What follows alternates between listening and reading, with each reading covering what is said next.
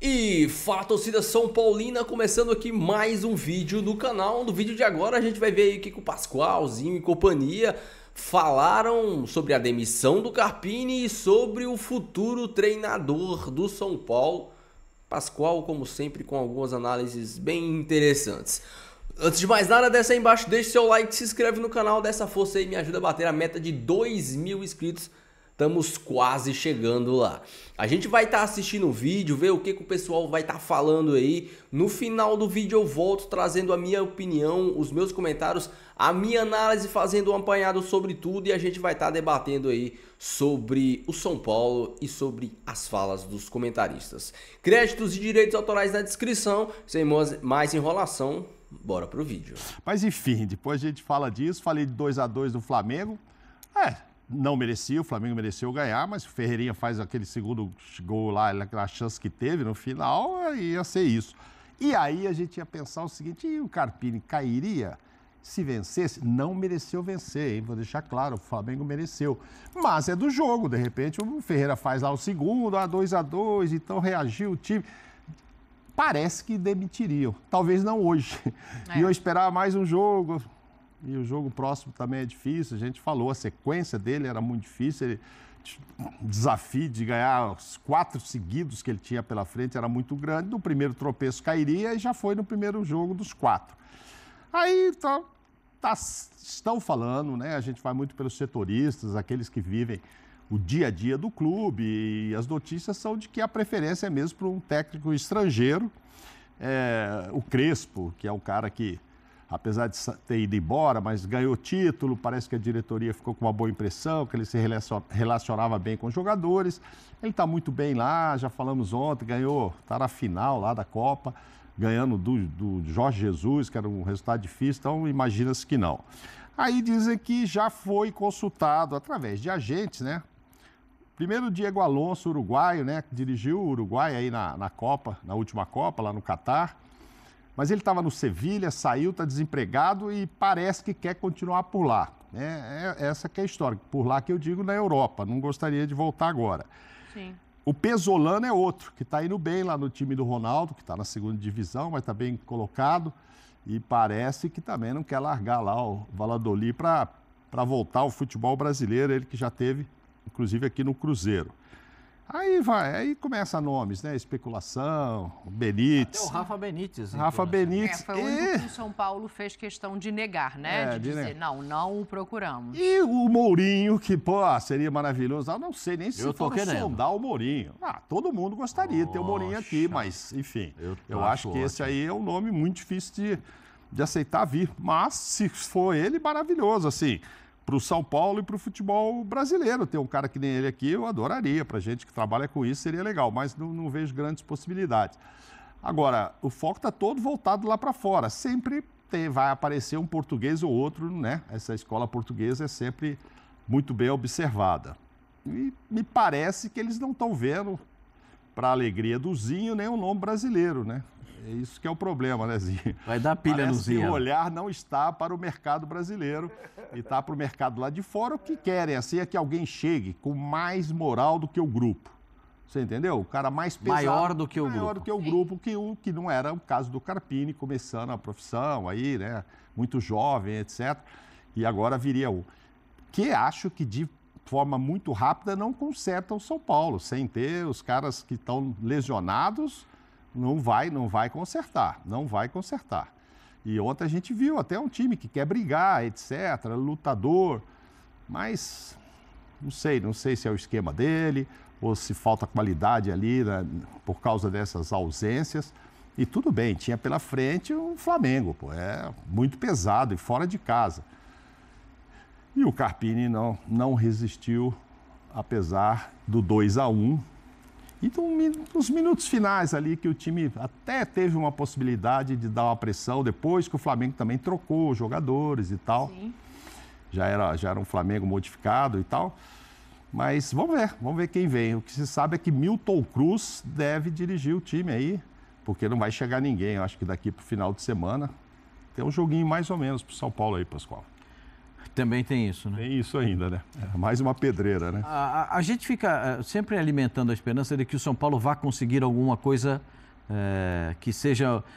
porque é o seguinte, eu vou continuar aquela minha frase. O São Paulo quer um treinador que crie impacto na torcida. O São Paulo não está procurando um treinador que se enquadre no que o elenco pode render, no formato de jogo que o São Paulo adota, que o São Paulo já vinha adotando e que teve sucesso com o Dorival, por exemplo. O jogo de transição, de trabalho de bola no chão, de acelerar a velocidade no terço final do campo. Ou não foi isso que o Dorival fazia? Segura a bola, trabalha a bola, encontra o espaço, acelera o jogo para chegar à meta do adversário. Então, esse é o ritmo do São Paulo. O São Paulo joga nesse ritmo. Traz um treinador com um trabalho vertical, que é o trabalho do Carpini. O trabalho que o notabilizou no Água Santa, vice-campeão paulista, e levou a equipe do Juventude a subir para a Série A do Campeonato Brasileiro.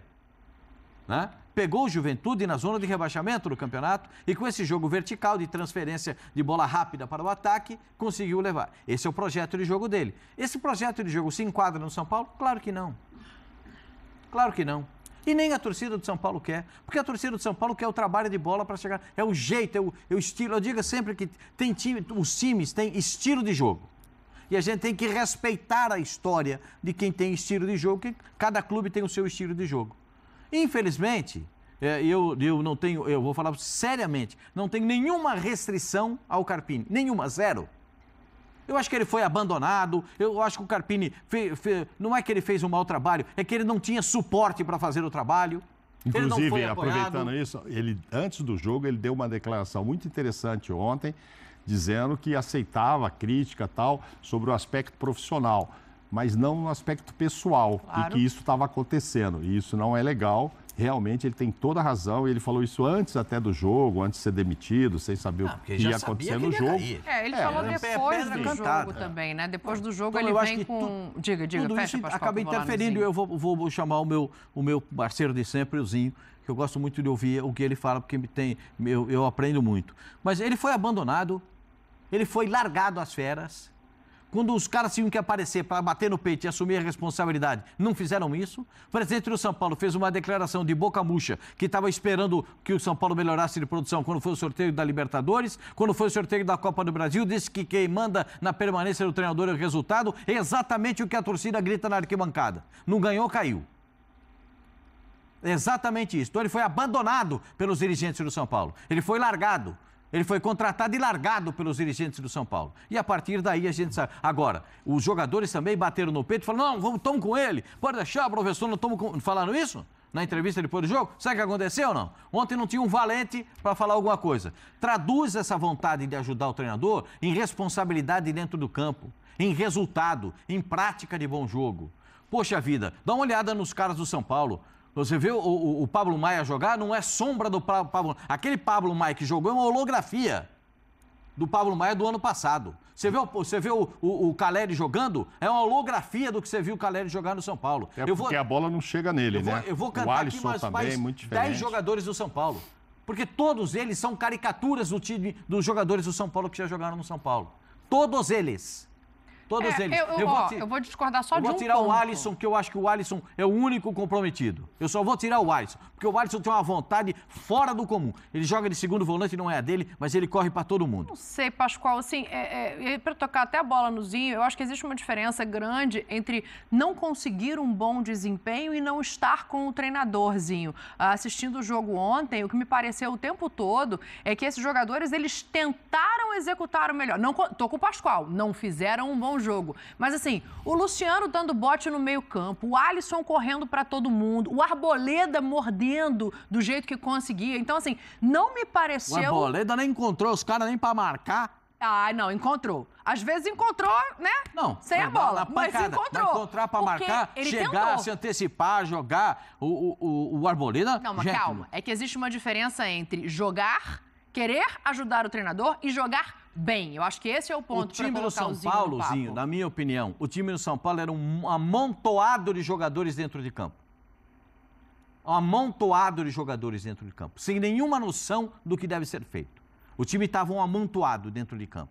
E aí passo aqui a palavra para o meu companheiro, que vai me ilustrar a respeito disso, porque tem hora que eu fico um pouco exaltado, porque eu não gosto desse negócio de abandonar, sabe? Os caras, se você contratou o cara, vai com o cara, até você demitir. Você pode demitir o treinador, mas tenha personalidade para isso. Eu fico feliz você esteja concordando comigo, porque eu estou falando isso há muito tempo, desde as declarações públicas de tem que fazer isso, tem que fazer aquilo. Vai, Tetra! Não, é por aí que eu ia começar. Assim, eu fiquei observando, claro, taticamente o jogo, mas toda vez que a câmera ia no Carpini, eu fiquei muito concentrado em ver a movimentação dele, o semblante dele. E já era de um cara totalmente fora do jogo. O semblante dele triste, caído, arrebentado, assim, sabendo que estava fora. Porque primeiro que dentro de campo ele viu um outro time com uma vontade que fazia tempo, hein, que eu não via a aplicação do jogador do Flamengo na recuperação de bola, na dinâmica, né, assim, marcação lá em linha alta, todo mundo adiantando, pegando, não desistindo. Uma vontade, né? Bruno Henrique dando carrinho, De La Cruz, todo mundo. O Alan, o Pulgar, aí o Cebolinha machucou, então o Luiz Araújo, como o Pascoal falou, né? Porque melhoras pro Cebolinha e tudo, mas aí o Bruno Henrique foi pro lado dele certo, entrou o Luiz Araújo e fez aquele golaço. Então, o primeiro ponto é o seguinte, o Flamengo fez um primeiro tempo, se jogar daquele jeito, difícil, hein? Para os adversários, difícil. Com aquele empenho, com aquela pegada, sabe? Com aquela aplicação. Eu sei que tem muita gente que fala do Tite, que ele é isso, que ele é aquilo, que ele é retranqueiro, que ele é aquilo. Mas eu vi um time fazendo aquilo que o treinador pede. E do outro lado, para mudar para o lado de São Paulo, por mais que os jogadores correram, suaram, tentaram, mas é muito na base da transpiração, sabe? De estar vestindo a camisa de São Paulo, pô, tenho que correr. Mas sem aquele comando, o treinador fora do campo, assim, eu fiquei até com pena, assim, do Carpini, porque deu para perceber ele bem fora do contexto do que vocês estão falando. Bem largado, bem sozinho, as declarações antes, alguns jogadores que falaram depois, o Caleri mesmo acho que falou, não sei, a reunião, ainda não sabemos se ele fica ou não. Então, assim, tudo transferido para o treinador, que no jogo contra o Flamengo, esse amontoado que o Pascoal falou, essa coisa mais vontade do que organização, né, do que saber o que tem que fazer, o time do São Paulo com essa atmosfera ruim, com essa pressão, transportou para os atletas que também ou não ouve ou está tentando fazer do jeito deles, mas não é um time organizado. E aí, estoura em cima do treinador, com certeza. Mas quando ele atua mexendo, o São Paulo melhora. E do outro lado, o treinador tão badalado, o líder do campeonato hoje, junto com o Internacional, o Flamengo campeão carioca, o Flamengo do melhor elenco, quando as mudanças acontecem, cai de produção. E hoje a gente está falando do Carpini, o jogo do Flamengo. Se a diretoria do São Paulo demitiu ele, porque não ganhou do Flamengo, claro que não foi isso. Mas assim, estava esperando o quê? Perder para o Flamengo? Já tinha convicção que ele não era o treinador? Por que ele não levou logo o Milton Cruz, né? Por que ele não levou logo ele como interino? Esperou perder para o Flamengo? Claro que o Flamengo era o grande favorito do jogo e a atmosfera era para o Flamengo. Aí eu acho uma covardia. Eu acho desnecessário. Fazer o cara passar um papelão desnecessário. Já sabia que não ia ser o treinador, para que levou? Por que já não resolveu isso antes? Por que já não levou o interino que está lá há 599 mil anos? Né?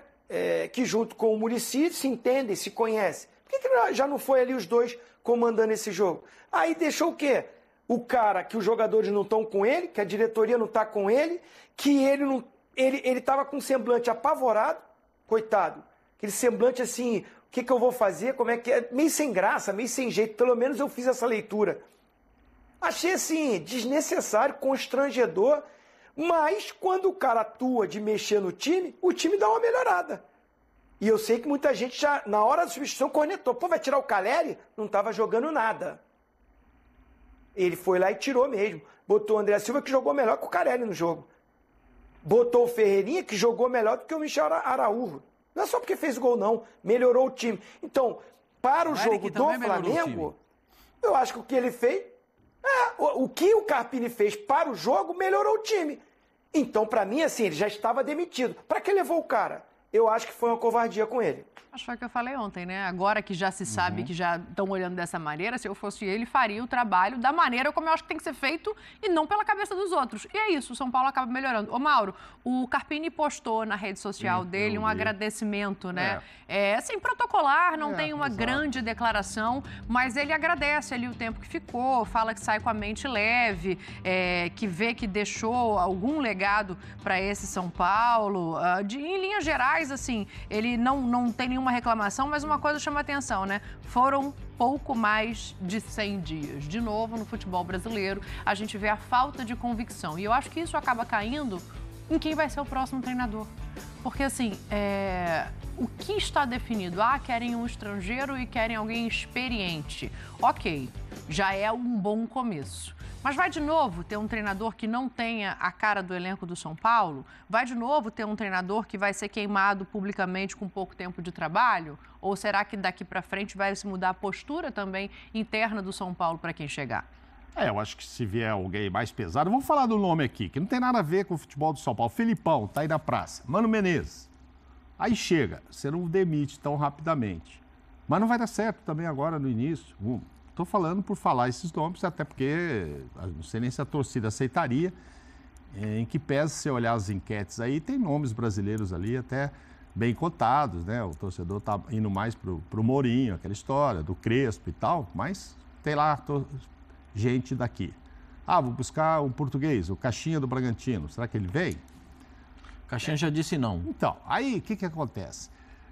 Este nome, lógico, se falar em Mourinho e tal, não vai chegar aqui para ficar 2 semanas. Mesmo sabendo, repito, que eu acho que quem pegar agora vai ter muita dificuldade, né? Tem um jogo com o Atlético Goianiense, que vai ser o Milton, aí depois tem que jogar fora. Já começa jogo lá fora, numa competição que o São Paulo precisa reagir. Depois Libertadores do América contra o Barcelona em Guayaquil. Sim, depois do Atlético Goianiense é esse jogo, então é fora. Aí volta para pegar o Palmeiras. Quer dizer, é aquela sequência que eu falei que o Carpini ia ter muita dificuldade. Legal o agradecimento dele, ele quer deixar portas abertas, né? E ele teve muita felicidade quando ele fala nesse legado, é que ele chega e em 4 dias ele consegue um título muito importante, que é contra o Palmeiras. E aí hoje até o São Paulo ou o Júlio Casares, não sei se foi do São Paulo ou do Instagram do Júlio, e põe a foto lá da parede, né? Obrigado e tal. Foi no do Júlio. O Carpini, inclusive, repostou essa foto porque ele marca o Carpini agradecendo, né? Isso, exato. No Instagram do Júlio, ele reposta. Porque aquilo é histórico, tá lá, vai ficar pra história. E tem a história também do tabu, né? Do Corinthians, 10 anos, que não ganhava lá. 10, não era isso? 10 anos. 10 anos. Desde que a Arena... A Arena é de 14 para agora 24, 10 anos, né? O São Paulo não tinha ganho lá ainda, tinha jejum lá e tal. Então, essas coisas. Acho que isso também fez com que torcedor, talvez a gente também da imprensa, achasse que a coisa ia dar muito certo. Estava muito no começo, não tinha tanto dedo ali também dele, sabe? Eu acho que era um pouco ainda o time do Dorival e com os jogadores todos à disposição também. Aí, papai, em 4 dias, de um jogo para o outro, 2 coisas muito boas para ele.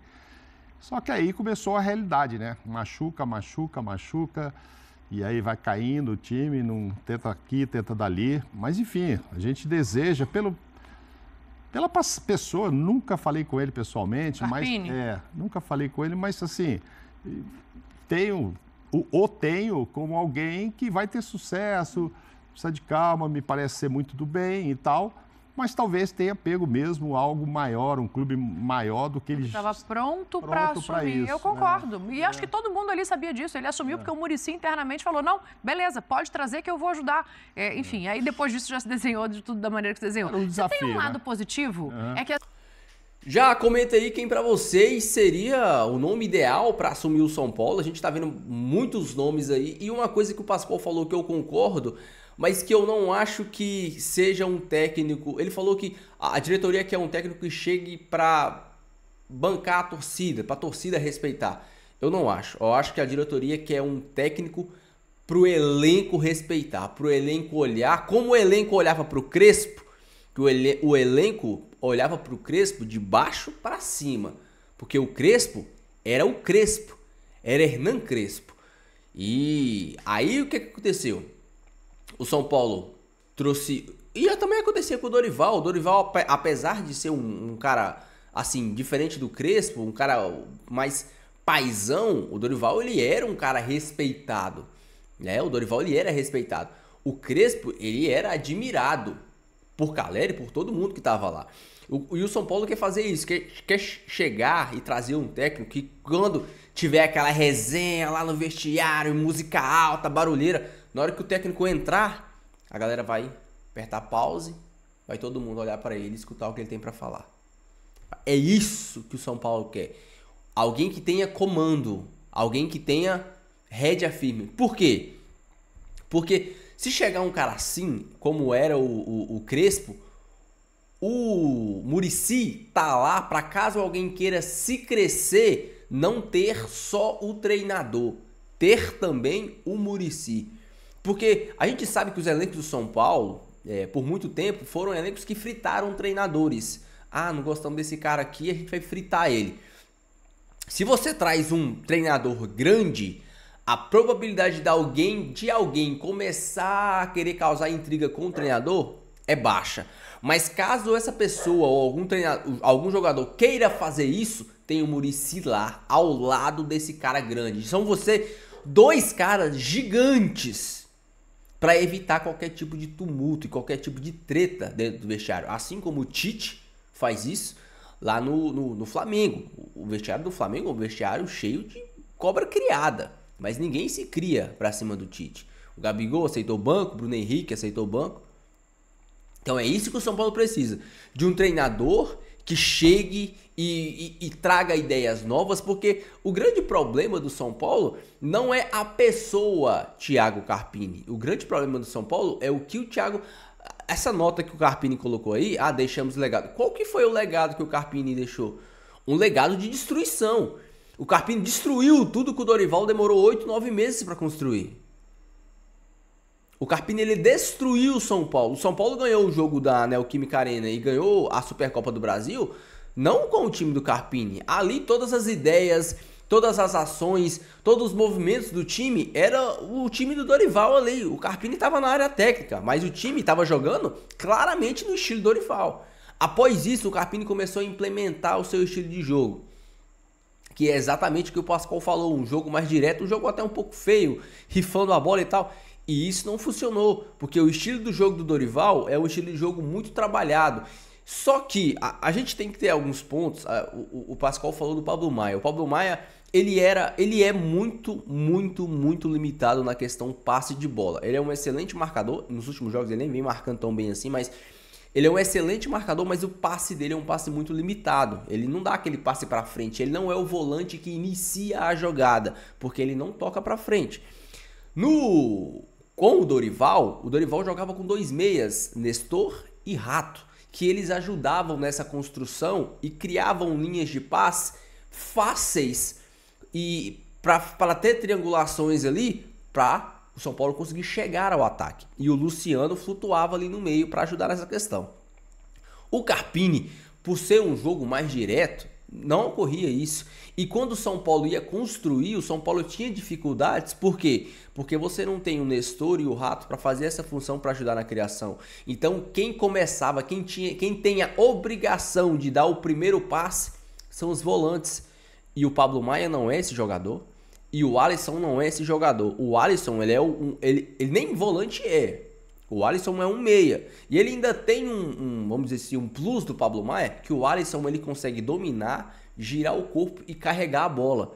Então o Alisson, todas as jogadas ontem do São Paulo partiram do Alisson. Os inícios da jogada partiram do Alisson, pegando essa bola e carregando, quebrando a primeira linha de marcação, carregando a bola e não com passe. Lembram do Gabriel Neves? Ele fazia isso com passe.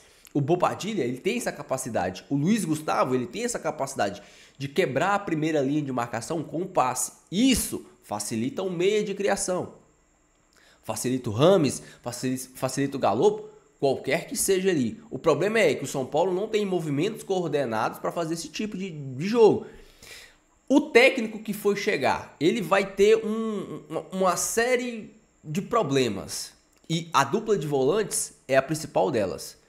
Porque se for um técnico europeu com ideias de jogo assim mais rebuscadas, que goste que o time fique com a bola, mas que queira um meia e 2 pontas, um desses 2 volantes vai rodar. Ou o Pablo Maia ou o Alisson. Um deles vai rodar, porque ele vai precisar de pelo menos um volante que tenha capacidade no passe. Para achar essa bola no meia, para achar essa bola no ponta, o passe para frente. Se ele for jogar no 4-4-2, com 2 meias ainda, aí pode ser que Pablo Maia e Alisson continuem. Pode ser que Pablo Maia e Alisson continuem.